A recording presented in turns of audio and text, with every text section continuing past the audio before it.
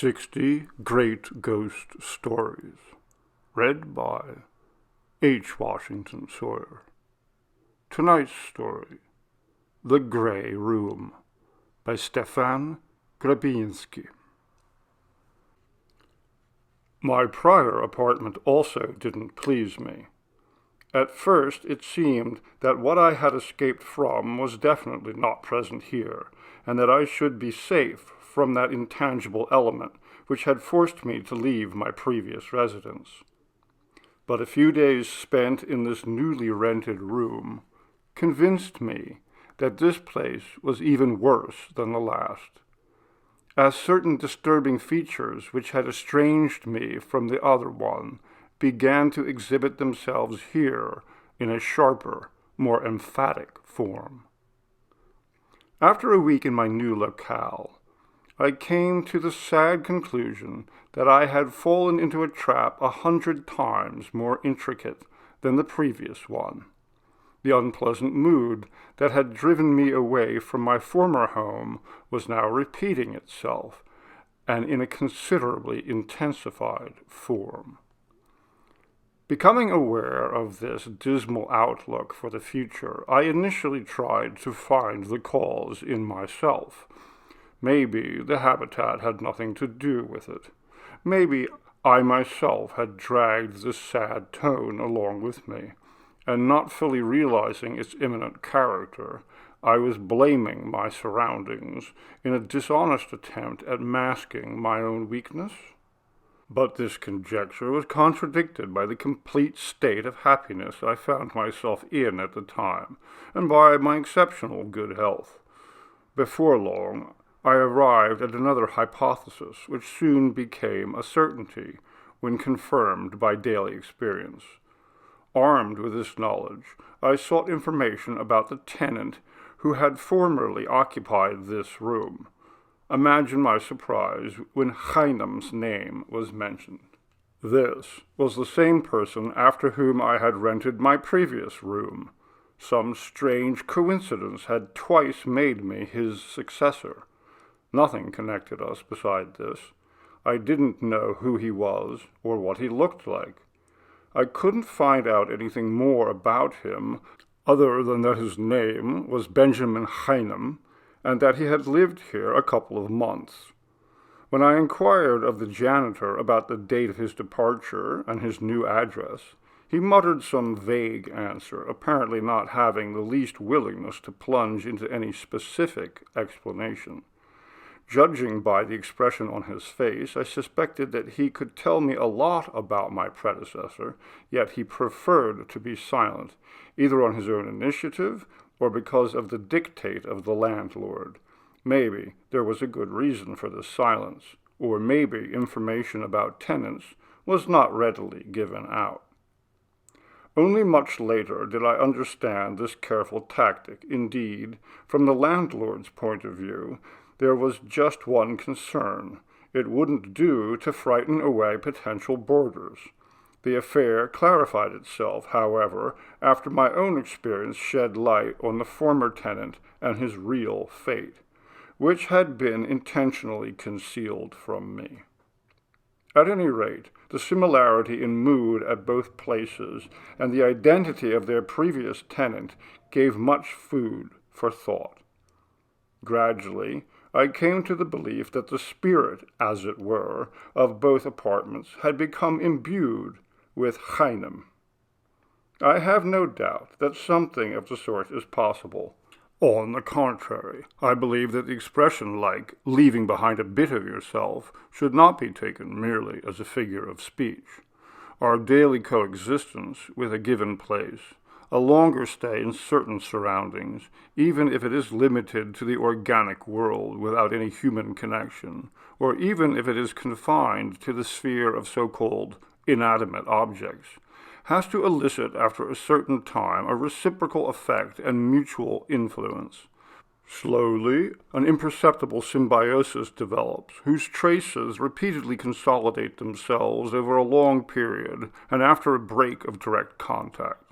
Some psychic energy remains after us and clings to the places and things it became accustomed to. These inventories, subtle remnants of the previous associations, linger for years, who knows, maybe even entire centuries, imperceptible to the insensitive, but no less real, and perhaps they're made manifest in a more distinctive form. This is why people have a strange fear of and concurrent respect for old castles, dilapidated houses, and revered relics of the past. Nothing disappears, and nothing goes out in vain. Along empty walls and desolate halls stubbornly wander the echoes of bygone years. In my case, however, one important detail had to be accounted for from the outset. As the janitor maintained, Heinem had lived in this building for a couple of months before moving somewhere else. Consequently, the time in which he could exert an influence on my room and infuse it with his mood was considerably shorter than the time he had spent before me in the previous room. Nevertheless, his imprint was more strongly pronounced here than in the prior locale, where he had the opportunity to affect the environment for upwards of 2 years. Apparently, the strength of his radiance had increased and achieved results considerably more prominent in a disproportionately shorter length of time. The question then became, to what could one attribute this increase in the capacity to pass oneself on to the environment? Judging by the mood which permeated my present room, the cause of this phenomenon didn't lie in an intensification of the life force of its previous tenant. On the contrary, based on previous signs, I concluded that some inner dissolution, some breakdown of the spirit was at work here, and a strong one at that, which had contaminated the surrounding atmosphere. Therefore, Heinem was most probably a sick man. This was verified by the fundamental tone of the apartment. There was in it a silent, hopeless melancholia. It exuded from the gray wallpaper, the steel-hued velvet armchairs.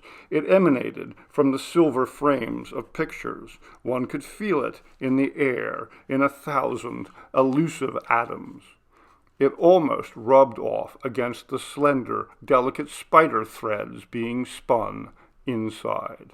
A sad, depressing room. Even the potted flowers by the windows, and also the larger flowers in a couple of vases on the shelves, seemed to have adopted to the prevalent style by leaning sorrowfully in torpid pensiveness. Even one's voice subsided in fright somewhere among the nooks and crannies, like an intruder scared by his own boldness, for the room was large and sparsely furnished. The sound of my footsteps died away without an echo. I walked about like a shadow.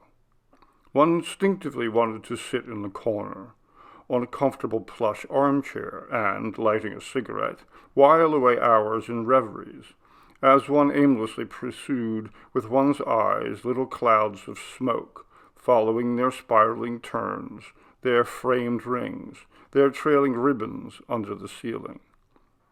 Something drew one to the palisander piano to play gentle melodies in tones hushed and sad, like the sobs of autumn. Against this gray, sickly background, the embroidery of a strange dream began to reveal itself after the first week of my stay. From then on, I dreamt every night.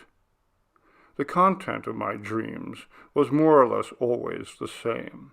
The dreams appeared to be of a fixed subject matter, undergoing only slight modification or minor diversity. They were various drafts of the same story. The setting of this monotonous action was my apartment. At some point during the night, my gray room, with its dormant furnishings, its melancholic, studied boredom, showed up on my dream screen. By the window sat a man with a pale, oval face, his head propped up by his hand, and he was looking sadly to the street outside. At times, This scene lasted for many hours. Then he would stand up and pace the room with a slow, mechanical step, his gaze fixed obstinately on the parquet floor, as if engrossed with some singular thought. Once in a while he would put his hand to his forehead and rub it, and, in the process, raise his bright, large eyes infused with silent melancholy. When his walking tired him, he would sit down again, by this time usually by the desk against the left wall, and once more would spend some time in motionless position, his face hidden in his palms. Periodically he would write something in small, nervous lettering. Finishing this, he would roughly throw aside the pen, straighten up his frail figure, and resume his pacing. Apparently, he wanted to make the most of the space he had, for he walked about the room in a circular line, which the furniture arrangement didn't obstruct. I noticed, however, that the line was broken unevenly in the area to the right of the door, where stood a wardrobe. Here the curve, which he described, changed from convex to concave. It seemed as if he wanted to avoid this corner. At this point, my dream ended. After several hours of his monotonous tramping, interrupted by a long or short rest at the window, the desk, or in one of the armchairs, this sad person, and with him the picture of the room, vanished into my sleepy limbo, and I usually woke at daybreak. This entire sequence repeated itself every night. The persistence of these recurring images and their most symptomatic style soon led me to the firm conclusion that the actor playing out these pantomimes was no other else than Heinem. These dreams, full of melancholic monotony, were, so to speak, a formative realization of the spirit of the apartment that I felt so depressingly, day after day. They were the materialization of things too subtle for the conscious state. I assumed that the same event was constantly occurring throughout the day, but wandering thoughts and vain intellect, too clever for its own good, prevented any clear perception. Indeed, stars also exist in the day, but dimmed by the turbulence of the sun's overwhelming rays, they can only be seen after the setting of the sun. Initially, I became preoccupied in observing these dreams and searching out the proper connections between them and the mood of the room. But I gradually noticed that I was succumbing to the harmful influences of my surroundings, and that the visions seen in my dreams and the room I dwelled in during the day had a negative effect, poisoning me with hidden venom. I decided to defend myself. One had to engage in a determined fight with my invisible predecessor, obliterate him, and oust his traces, which permeated everything here. Above all, one had to remove and replace the pieces of furniture found in this room, for, as I correctly presumed, they were one of the points of attraction for the menacing residue of his psyche. After their elimination from the apartment, I hoped to dry up several fundamental sources of allurement, cut several important and dangerous ties of sympathy. I carried out the affair systematically, almost experimentally, through small, barely perceptible changes. So, at first, I had the hefty plush armchair by the window removed, replacing it with a simple chair. Already, this minor modification in furniture reflected itself in a clear change in my dream, which underwent something of a simplification, namely, one of its moments was missing, the picture of Heinem in sitting position by the window. Throughout the entire night, this melancholic did not once occupy the new chair. The next day, I removed the desk, and in its place I put a small, neat card table, not omitting, besides this, to change the writing implements. That night, Heinem did, in fact, sit down in this area on an old, not yet removed chair, but he didn't lean on the writing desk any more. He didn't touch the pen lying nearby, and generally appeared to avoid any contact with the new furniture. When, the following day, I exchanged this chair for an elegant, recently acquired tabouret, he didn't even come close to the table. This side of the room became for him, as it were, a terrain foreign and unfriendly, one he shunned. Thus I threw out, step by step, furniture after furniture, bringing in completely new furnishings in glaring discrepancy with the old, furnishings of lively colored upholstery, full of intentional brightness. After 2 weeks, the only remaining previous items were the aforementioned wardrobe and a nearby hanging mirror. These 2 pieces I had no intention of changing for the obvious reason that such action seemed superfluous. Nothing appeared to connect Heinem to this corner of the room, and he ostentatiously avoided it. Therefore, why invite unnecessary trouble? But this time I was mistaken. The reason for Heinem's avoidance of this part of the room was not indifference, but a horrible memory. Not realizing this, however, I didn't touch that area.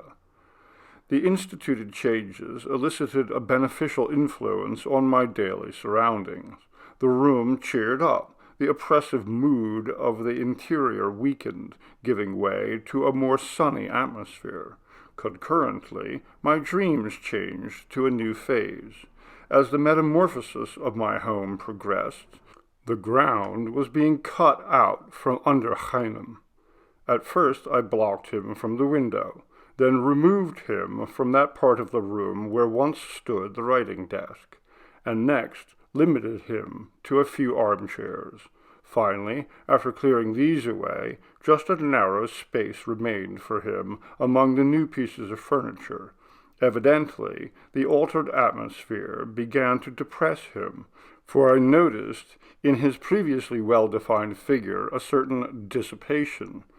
With each succeeding night, this person became more subtle and started to evaporate.